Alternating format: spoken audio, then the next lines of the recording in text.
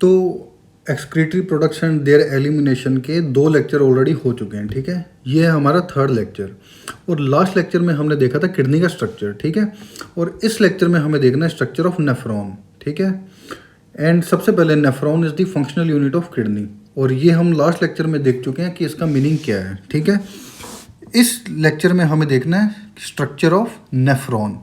लेकिन नेफ्रॉन का स्ट्रक्चर देखने से पहले क्यों ना एक बार नेफ्रॉन को किडनी के अंदर एक बार विजुअलाइज कर लिया जाए, ठीक है ना। उसका विजुअलाइजेशन एक बार कर लेते हैं, अच्छा रहेगा, ठीक है। उसके बाद हम उसमें से नेफ्रॉन को सेपरेट करके फिर नेफ्रॉन का हम प्रॉपरली पूरा स्ट्रक्चर स्टडी करेंगे, ठीक है। तो किडनी के अंदर नेफ्रॉन को विजुअलाइज करने के लिए देखो क्या करते हैं ना, ये किडनी है, स्ट्रक्चर हम पढ़ चुके। किडनी में हमने देखा था कि किडनी 2 जोन्स में डिवाइडेड होती है, एक आउटर वाला कोर्टेक्स और इनर वाला मेडुला। ये देखो आउटर वाला कोर्टेक्स और इनर वाला मेडुला। और जो मेडुला होता है वो कोनिकल मासेस में या पिरामिड्स की फॉर्म में प्रेजेंट होता है, ठीक है ना। ये कोर्टेक्स है, ये मेडुला है, और मेडुला किस फॉर्म में प्रेजेंट है, पिरामिड की फॉर्म में, medullary pyramid, multiple medullary pyramids. और 2 मेडुलरी पिरामिड्स के बीच में एंट्री मारता है कौन, कोर्टेक्स का पार्ट, जिसको हमने नाम दिया था कॉलम्स ऑफ बर्टीनी, ठीक है। अब हम क्या करेंगे ना, किडनी के अंदर, भाई हमने बोला था किडनी के अंदर, एक किडनी के अंदर 1 मिलियन नेफ्रॉन्स हैं, राइट, यानी कि 10 lakhs। तो वो किस तरह से प्लेस्ड है, उनका ओरिएंटेशन कहाँ है, तो किडनी के अंदर एक बार हम नेफ्रॉन को विजुअलाइज कर लेते हैं, फिर प्रॉपरली हम सेपरेटली पूरा नेफ्रॉन का स्ट्रक्चर स्टडी करेंगे, ठीक है। भाई ये रही किडनी, ठीक है। अब किडनी में नेफ्रॉन को विजुअलाइज करने के लिए हमें क्या करना है, हम एक काम करते हैं, ये देखो यहाँ से लेके और ये हम किडनी में से एक ये स्लाइस को कट कर लेते हैं, ठीक है। और फिर इस स्लाइस को हम जूम इन करेंगे, ठीक है। क्या कर रहे हैं हम, यहाँ से लेके ये एक स्लाइस, और आप मुझे खुद बताओ कि अगर हम ये इस स्लाइस को कट करते हैं तो स्लाइस में हमें क्या देखने को मिलेगा। इस स्लाइसर के इधर आउटर पार्ट में तो प्रेजेंट होगा क्या, कोर्टेक्स, और इनर पार्ट में कौन होगा, मेडुलरी पिरामिड। और जो चीज़ हम इस स्लाइस के अंदर विजुअलाइज करेंगे, ऑब्वियसली जो बाकी की स्लाइसिस हैं उसमें भी सेम चीज़ प्रेजेंट होगी, ठीक है ना। तो एक स्लाइस में जो होगा बाकी की स्लाइसिस में होगा, यानी कि पूरी किडनी में वही होगा, ठीक है। तो चलिए हम क्या करते हैं, इस स्लाइस को काट के सेपरेट कर देते हैं और उसको जूम इन कर देते हैं, ठीक है। इसको निकाल दिया और यहाँ पे ये मैंने इसको जूम इन कर दिया, ठीक है भाई। ये देखो ये रही वो स्लाइस,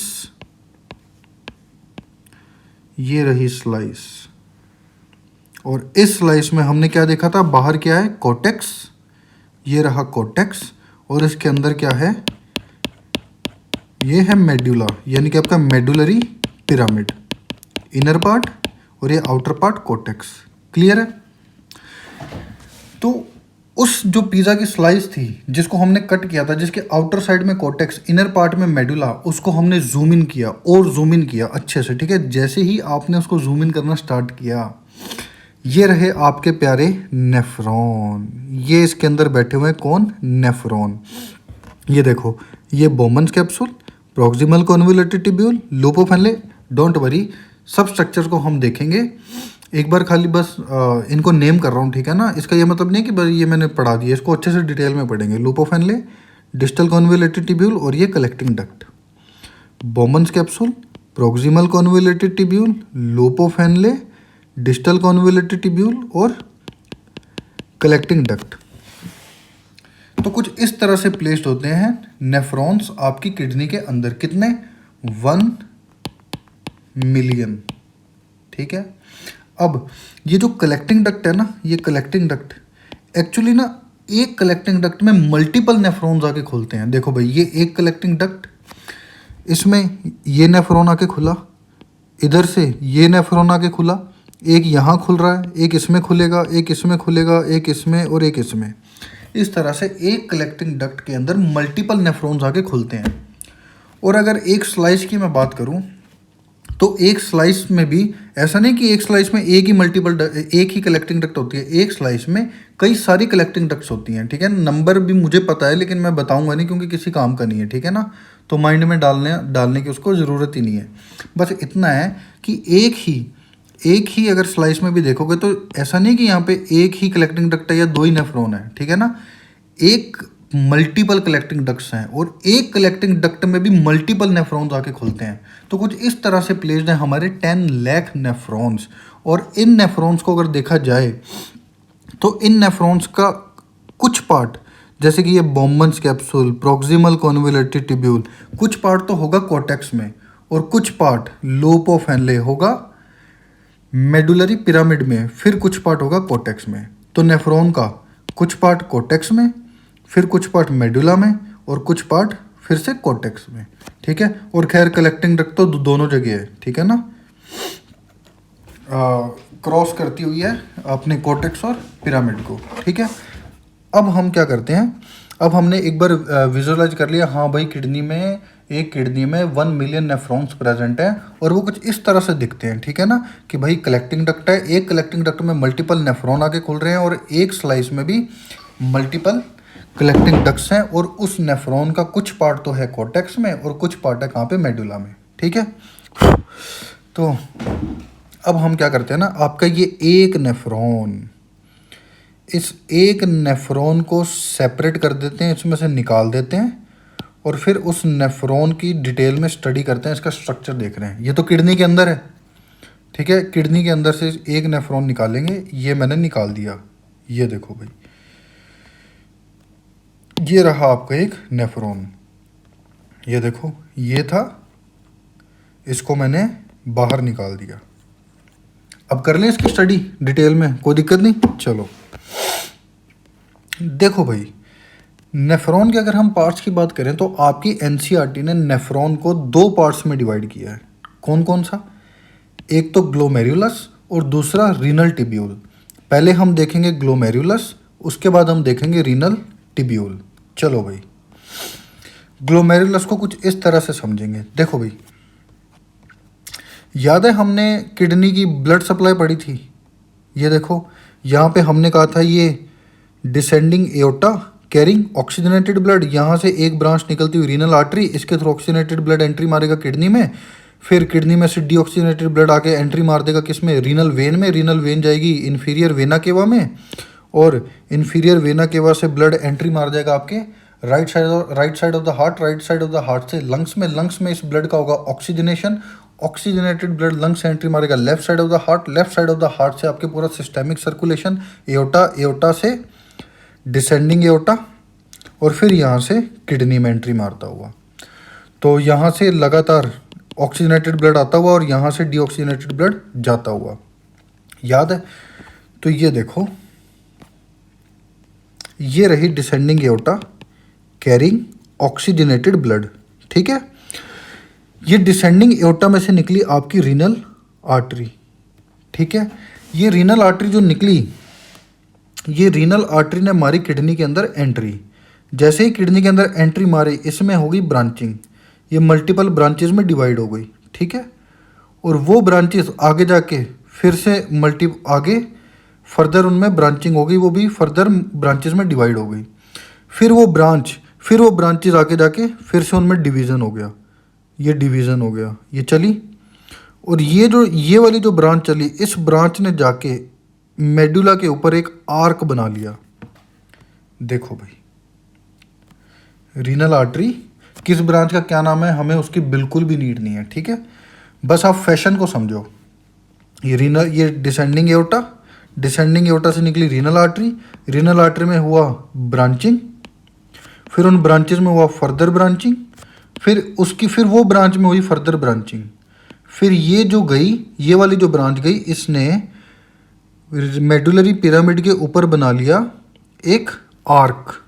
और इस आर्क से अगर ढंग से देखो तो ये जो आर्क है, इस आर्क में से भी ये थिन ये निकल रही है ब्रांच, ठीक है। ये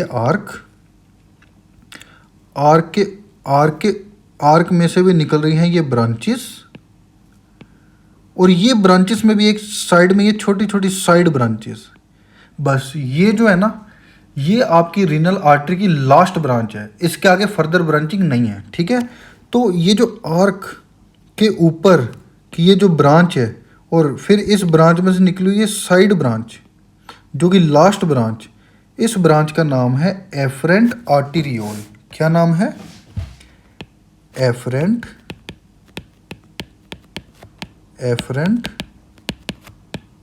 आर्टीरियोल। ये आपकी रीनल आर्टरी की लास्ट ब्रांच है। ये देखो भाई, ये आपके निकली हुई थी आर्क्यूएट, जो आर्क बनाया था, एक ब्रांच ने आर्क बनाया था। फिर इसमें से ये जो ब्रांच और फिर उसकी साइड ब्रांच है ना, इसको मैंने यहाँ पे जूम इन किया है। ये देखो, ये निकली, फिर इनमें से निकली है साइड ब्रांच, ये साइड ब्रांच, और इस साइड ब्रांच का क्या नाम है? Afferent arteriole, which is last branch of your renal artery. और ये जो एफरेंट आर्टीरियोल है, ये एफरेंट आर्टीरियोल जाके एंट्री मार देगी आपके नेफ्रॉन में।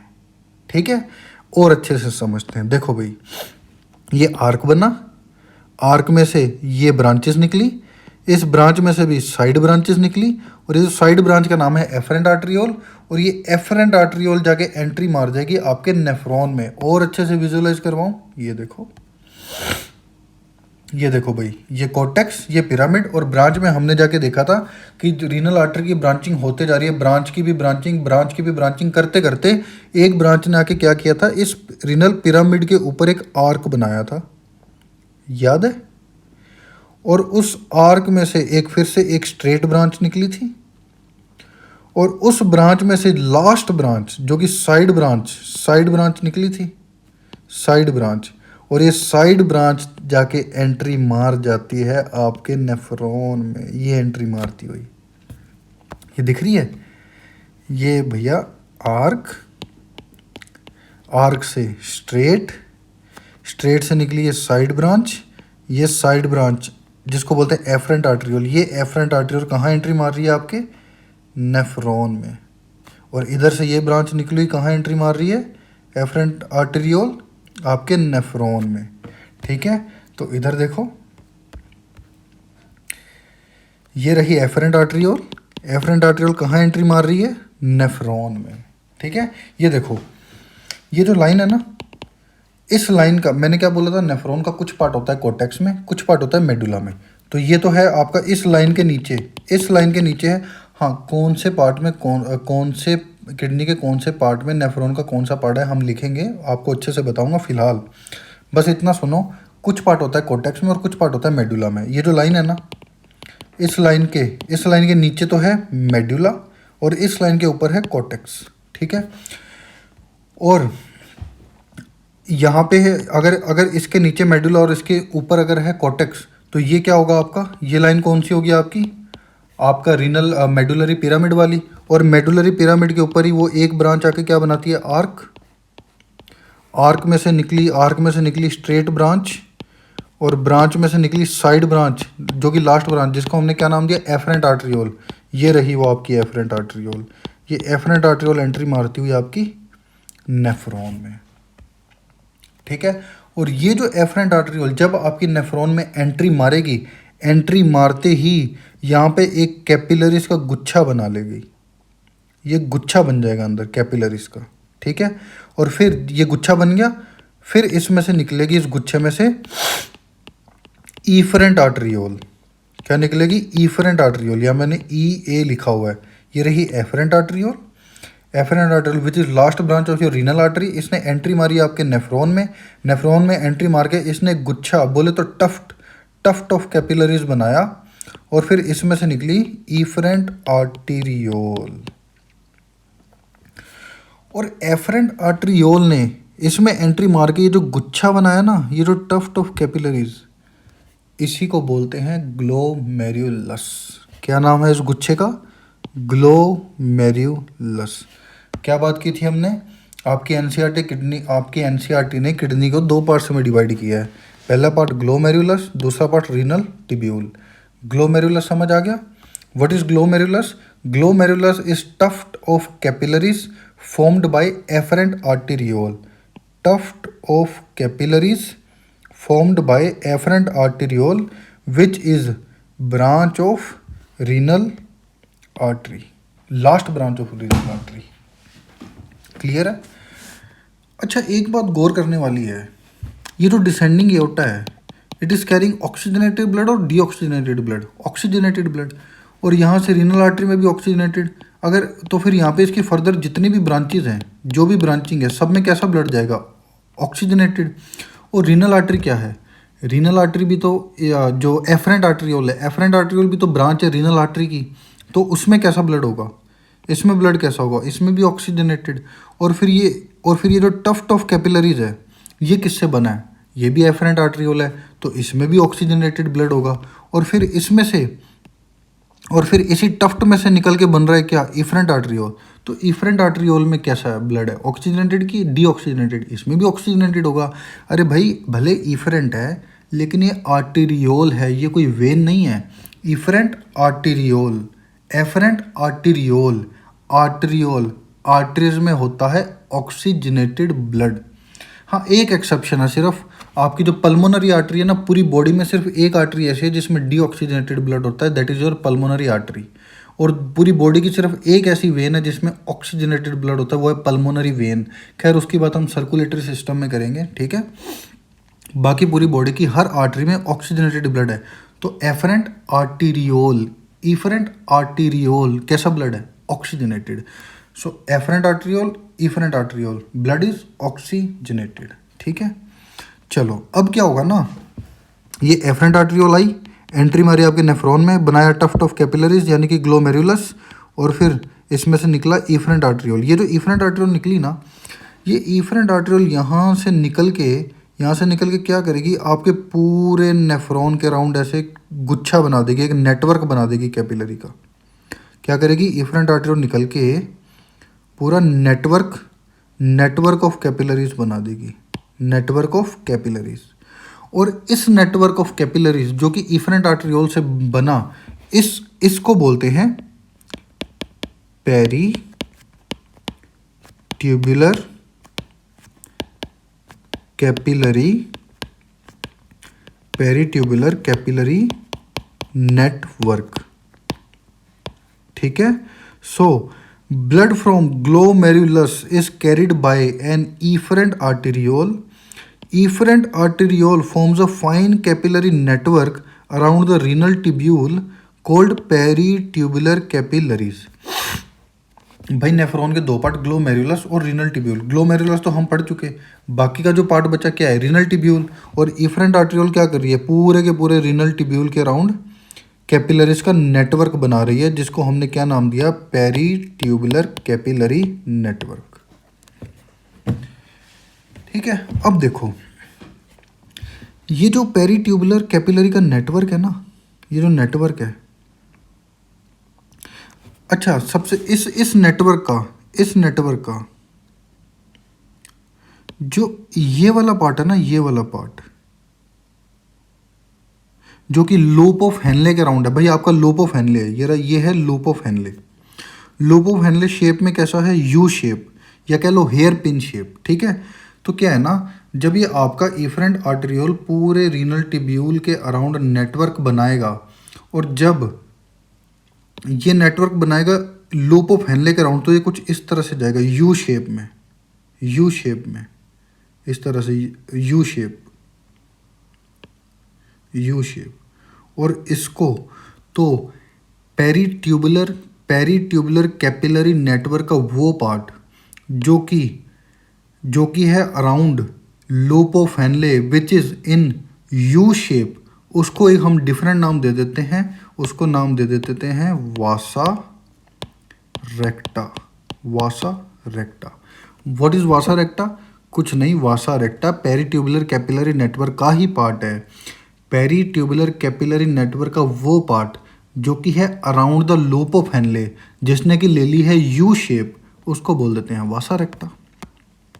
हाँ, vessel of this network that runs parallel to the loop of Henle forming U shape is known as vasa recta, ठीक है। एंड ये बात हम देख चुके, afferent and efferent arteriole both have oxygenated blood, ठीक है।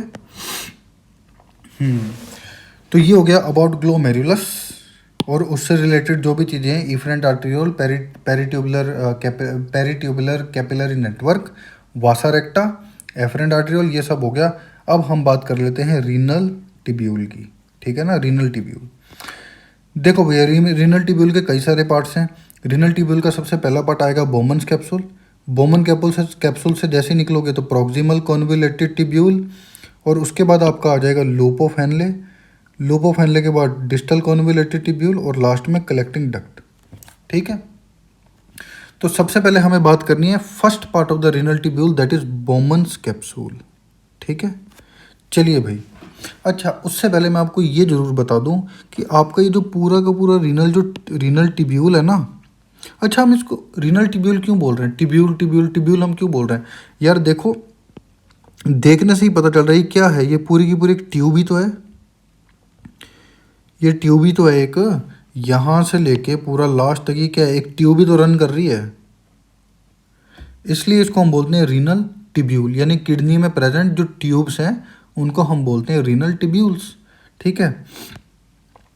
ये जो रीनल टिब्यूल्स है ना, starting from the Bowman's capsule to the collecting duct, ये बनी होती हैं एपिथेलियल टिश्यू से। किसकी बनी है, एपिथेलियल टिश्यू। हाँ, वो बात अलग है कि इस टिब्यूल का अलग अलग सेगमेंट अलग अलग टाइप ऑफ एपिथेलियल टिश्यू से बना है। मतलब ये पूरी की पूरी एपिथेलियल ट्यूब है, पूरी ट्यूब एपिथेलियल टिश्यू की बनी है, लेकिन इसका पहला पार्ट किसी बोमन्स कैप्सूल किसी अलग टाइप ऑफ एपिथेलियल टिश्यू से बना है।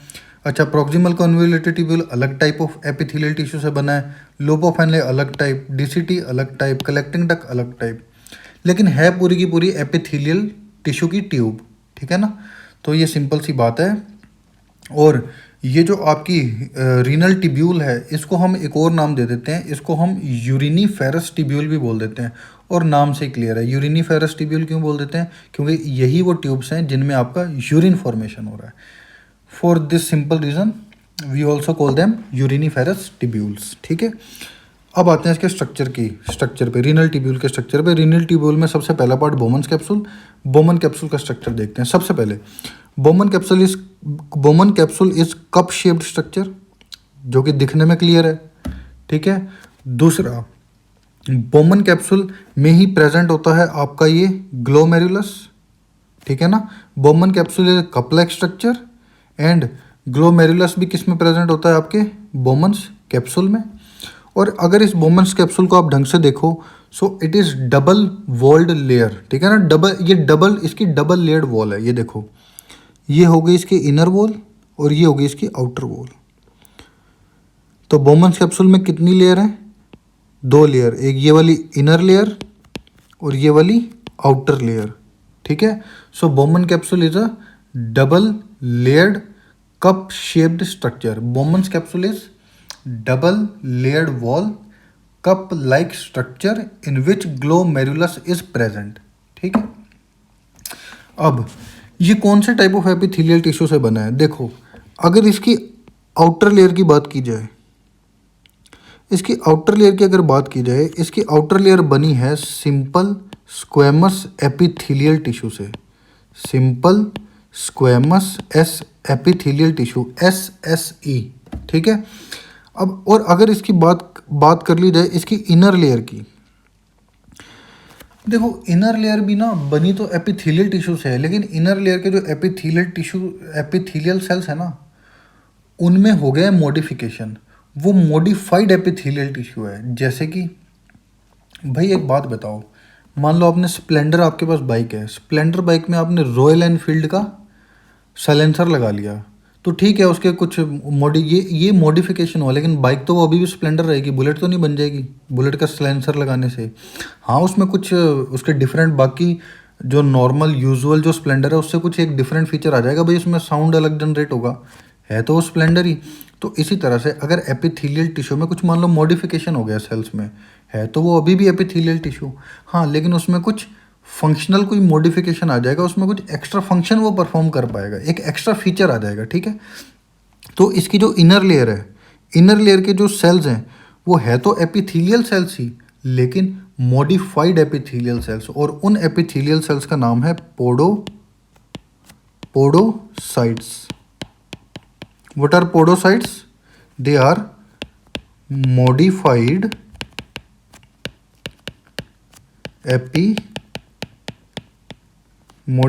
epithelial cells.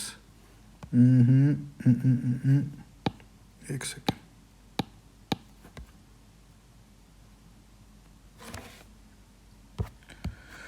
हाँ भाई, मॉडिफाइड एपिथेलियल सेल्स. ठीक है. एक बार आपको दिखाता हूँ कि ये पोडोसाइट सेल दिखते कैसे हैं. ये देखो भाई, ये है आपका पोडोसाइट सेल. ठीक है. पोडोसाइट, इसका नाम पोडोसाइट क्यों है? पोडो नाम से पता चल रहा है कि इसके पास पोर्स मतलब फुट. ठीक है ना. तो इस सेल को अगर देखो तो इस सेल में प्रेजेंट होते हैं फुट प्रोसेसेस. ठीक है ना. फुट लाइक प्रोसेसेस होते हैं इसमें. इन्हीं फुट प्रोसेसेस की वजह से इस सेल का नाम होता है पोडोसाइट सेल. ठीक है ना. और ये जो फुट प्रोसेसिंग है, ये दोनों साइड होते हैं. जैसे कि मान लो ये सेल है, तो इसके इस तरफ और इस तरफ दोनों साइड इसके पास क्या है? फुट प्रोसेसेस हैं. ठीक है. देखो भाई, ये Bowman capsule is double layered. ठीक है. It is cup like. और इसमें प्रेजेंट होता है ग्लोमेरुलस. इसकी outer layer made up of simple squamous epithelium. इसकी inner layer made up of podocyte cells which is nothing but a modified type of epithelial cells. ठीक है. और उसमें प्रेजेंट होते हैं, नाम से ही पता चल रहा है, फुट प्रोसेसेस. ठीक है. तो ये पोडोसाइट सेल्स क्या करेंगे ना, इस लेयर में प्रेजेंट है पोडोसाइट सेल्स. ये क्या करेंगे, इसमें जो प्रेजेंट ये जो ग्लोमेरुलर कैपिलरी का ये जो नेटवर्क है ना, ये जो कैपिलरीज हैं, ग्लोमेरुलर कैपिलरीज, ये क्या करेंगे ना, इनके दोनों साइड है फुट प्रोसेसेस. तो ये क्या करेंगे ना, अपने आप को कैपिलरी के अराउंड ऐसे अपने फुट प्रोसेसेस को इंटरडिजिटेट करके अपने आप को कैपिलरी के अराउंड ऐसे रैप कर देंगे. ठीक है. ये देखो, ये है एक पोडोसाइट और प्रेजेंट है इनर लेयर में, यानी कि ग्लोमेरुलर कैपिलरीज के बिल्कुल पास में है, टच में है. तो ये क्या करेंगे, अपने फुट प्रोसेसेस, दोनों साइड के फुट प्रोसेसेस को आपस में इंटरडिजिटेट करेंगे और ऐसे देखो, ये इंटरडिजिटेट कर दिया एक दूसरे में अपने प्रोसेसेस को, और अपने आप को कैपिलरी के अराउंड ऐसे रैप कर दिया. ठीक है. ये देखो, ये है बोमन्स कैप्सूल. ठीक है. ये बोमन कैप्सूल की आउटर लेयर जो कि बनी है सिंपल स्क्वेमस एपिथेलियम से. ये है बोमन्स कैप्सूल की इनर लेयर किसकी बनी है? सिंपल स्क्वेमस एपिथेलियल से, पोडोसाइट से. 1 पोडोसाइट, 2, 3, 4 ये पोडोसाइट. और सभी पोडोसाइट ने क्या किया हुआ है, अपने आप को रैप किया हुआ है अराउंड दिस ग्लोमेरुलर कैपिलरीज. ठीक है. और अपने आप को जब ये ग्लोमेरुलर कैपिलरीज के अराउंड ऐसे रैप करेंगे ना, तो इनके जो फुट प्रोसेसेस की जो इंटरडिजिटेशन है ना, ये जो इंटरडिजिटेशन है, इस इंटरडिजिटेशन के बीच में ये देखो कुछ ना, ये छोटे ना स्पोर्स बन जाएंगे, छोटे ना स्लिट्स बन जाएंगी. और इन स्लिट्स को हम बोलते हैं फिल्ट्रेशन स्लिट्स, या फिर इसको बोलते हैं स्लिट पोर्स. ठीक है ना. और इसी फिल्ट्रेशन स्लिट में से क्या होगा ना, कि ये ग्लोमेरुलर कैपिलरीज में जो चलता हुआ ब्लड है, इस ब्लड का इन फिल्ट्रेशन स्लिट्स के थ्रू हो जाएगा फिल्ट्रेशन. यहाँ से ब्लड फिल्टर होके बाहर आने लगेगा. ब्लड में से कुछ पार्ट फिल्टर होके बाहर आने लगेगा, और बाहर आके यहाँ से ये जो छोटे फिल्ट्रेशन स्लिट्स हैं, इन स्लिट में से बाहर आने लगेगा फिल्ट्रेट. ब्लड में से फिल्टर होके बाहर आने लगेगा फिल्ट्रेट, और आ जाएगा बोमन स्पेस में. वहाँ से फिर आके next part of the renal tubule, जो कि है आपका प्रोक्सिमल कॉन्वोल्यूटेड टिब्यूल. ये इनर लेयर. ठीक है. और इसके अराउंड कौन है, इसके अराउंड, इन कैपिलरीज के अराउंड रैप हो रखे हैं कौन, पोडोसाइट. और उन्होंने बना रखी है उनके इंटरडिजिटेशंस जो है फुट प्रोसेसेस की, उसमें बने हुए हैं स्लिट्स, फिल्ट्रेशन स्लिट्स. वहाँ से फिल्टर होके आ रहा है क्या, ब्लड का कुछ पार्ट फिल्टर होके एंट्री मार रहा है बोमन स्पेस में, और फिर यहाँ से next part of the renal tubule, और ऐसे चलते और ये जो यहाँ से फिल्टर होके ये जो आ रहा है आपके ब्लड का पार्ट, इसको बोलते हैं, इस फिल्ट्रेशन को बोलते हैं ultra filtration. And this ultra filtration is first step in urine formation. हालांकि यूरिन फॉर्मेशन की हम डिटेल में बात करेंगे, लेकिन जहाँ बेस बनता हो तो बुरी बात क्या है, बनाओ। जब हम कोई चीज़ स्टडी कर रहे हैं और वो चमक रही है, चमकाओ, कोई दिक्कत नहीं है, ठीक है। तो यहाँ से जो फिल्ट्रेट बना, ये फिल्ट्रेट ने एंट्री मारी आपके बोमन स्पेस से प्रॉक्सिमल कॉन्वोल्यूटेड ट्यूब्यूल। हालांकि ये जो फिल्ट्रेशन के बाद ये जो फिल्ट्रेट बना, ये first step of urine formation है, ये आपका कंप्लीट यूरिन नहीं है। फिर ये जैसे जैसे इन ट्यूब्स में से चलेगा, इसमें बहुत तरह की मॉडिफिकेशन होगी और फाइनली यहाँ पे जाके यूरिन जो है वो यहाँ पे जाके जो है इस कलेक्टिंग डक्ट के भी लास्ट पार्ट तक जाके जो फिल्ट्रेट बनेगा final after all the modifications, वो होगा आपका यूरिन। डिटेल में हम देखेंगे यूरिन फॉर्मेशन में। फर्स्ट स्टेप आपको समझ आ गया होगा, ठीक है, दैट इज अल्ट्रा फिल्ट्रेशन। अच्छा, हमने ये नेफ्रॉन का पूरा ओरिएंटेशन देखा था। इन नेफ्रॉन्स में भाई यहाँ पे चल रहा है अल्ट्रा फिल्ट्रेशन का काम, यहाँ पे ये फिल्ट्रेट आया, मॉडिफिकेशन हो रहा है इस फिल्ट्रेट का, होता ये लास्ट पार्ट में जाके यहाँ पे जो फाइनल फिल्ट्रेट बना वो आपका यूरिन, ठीक है। और ये इसके बाद इसमें जो यूरिन बना, ये यूरिन कहाँ जाएगा, ये देखो, ये मेडुलरी पिरामिड्स कहाँ खुलते हैं, कैलाइसिस में। ये माइनर कैलिक्स, यहाँ से रीनल पेल्विस से यूरेटर से आपका यूरिनरी ब्लैडर, और यूरिनरी ब्लैडर से यूरेथ्रा से एक्सटीरियर ऑफ द बॉडी, ठीक है ना। जहाँ जहाँ बेस बनता है बनाते चलिए। तो रीनल ट्यूब्यूल के ग्लोमेरुलस की बात हम ऑलरेडी कर चुके। रीनल ट्यूब्यूल के फर्स्ट पार्ट की हमने बात की जिसका नाम है बोमन्स कैप्सूल। एक बार देख लेते हैं। हाँ भाई, renal tubule made up of different types of epithelial tissues also known as uriniferous tubule. Bowman's capsule is a double walled cup like structure having inner and outer wall, ठीक है ना।